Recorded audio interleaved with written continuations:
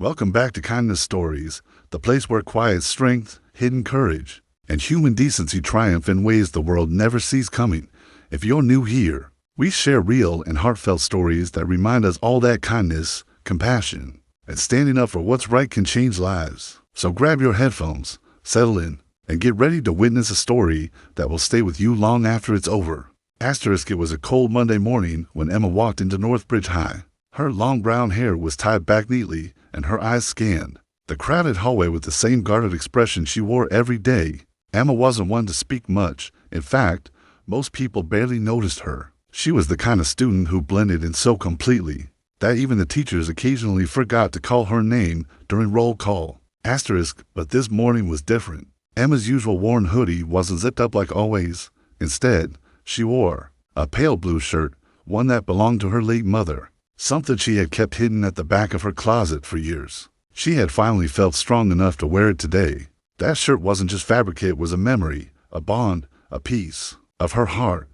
As Emma walked past locker 317, she didn't notice the sneers. Or maybe she did and chose not to react. Either way, the ones who had been watching her every move noticed something.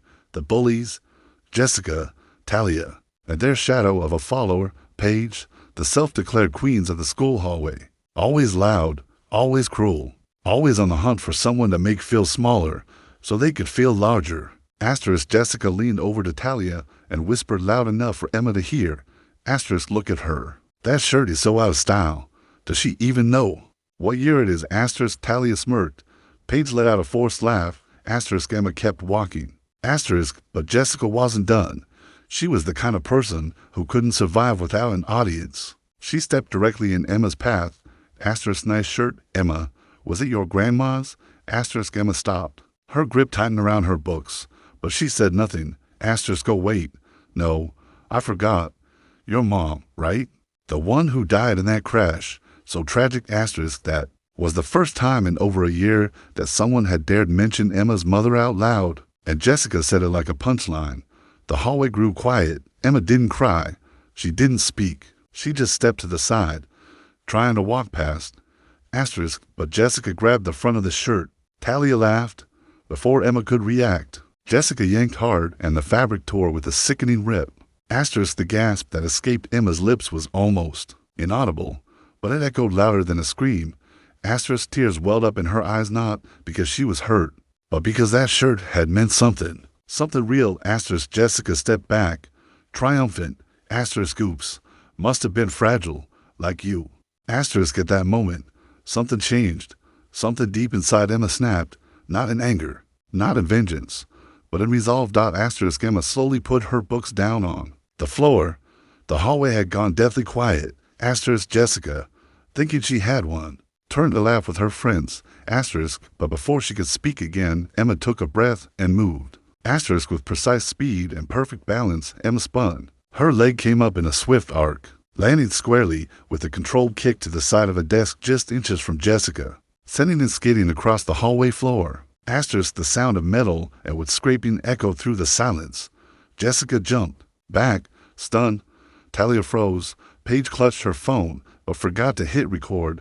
Emma didn't flinch. She looked Jessica in the eyes, her voice calm for the first time ever. You think quiet means weak, but you've never known what strength looks like. And with that, she walked away, the torn shirt still fluttering slightly as she disappeared around the corner. The hallway erupted not in chaos, not in cheers, but in stunned silence. For the first time ever, people saw Emma, really saw her, not just as the quiet girl, but as someone who had lived through pain and didn't let it define her. Someone who had the strength to walk away, not because she couldn't fight, but because she had already won.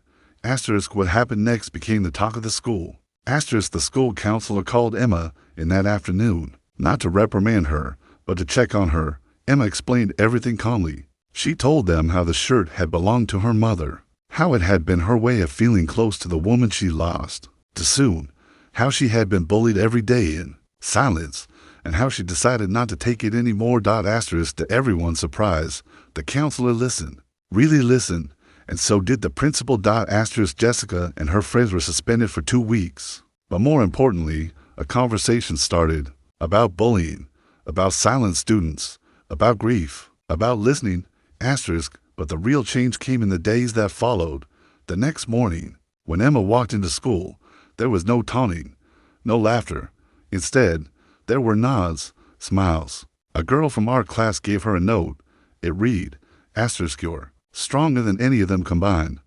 Thank you for standing up for all of us. Asterisk, and Emma smiled. Asterisk, that week, more students came forward about their own experiences. A new anti-bullying group was formed. Emma was asked to speak at the first meeting. She said yes. Her speech wasn't long, but it was powerful. Asterisk, she said, asterisk, I used to think silence was strength. That if I could just survive, that would be enough. But now I know that true strength is in speaking, in standing up not just for yourself, but for others. Not all battles are loud. Some happen inside, and that's okay. But when you find your voice, use it. Even if it shakes. Asterisk, afterward, students applauded, not out of obligation, but because they felt every word. Asterisk, Emma didn't become the most popular girl in school. She didn't need to be, but she became respected, seen, heard. Asterisk, one day, during lunch, a girl named Lily, who had just transferred mid-semester, walked up to Emma. Asterisk, I heard about what happened. You're kind of a legend. I used to get bullied at my old school. Maybe we could sit together sometime. Asterisk, Emma smiled, gestured to the seat across from her. Asterisk, sure. Asterisk, and just like that, she wasn't alone anymore. Asterisk, the shirt was beyond repair, but Emma kept it.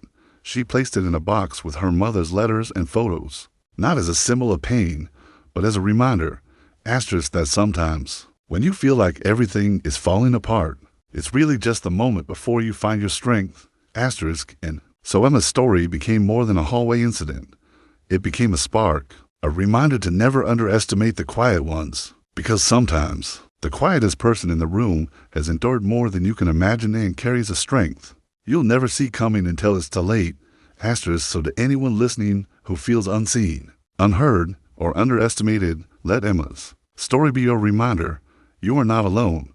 You are stronger than they know. And when the moment comes, you will rise, not in anger, not in fear, but in power, in grace, in kindness. Asterisk, because kindness is never weakness, and silence does not mean surrender.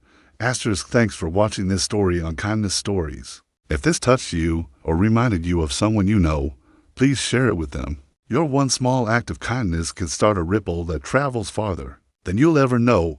Until next time, stay kind, stay strong, and never forget your story matters. Asterisk.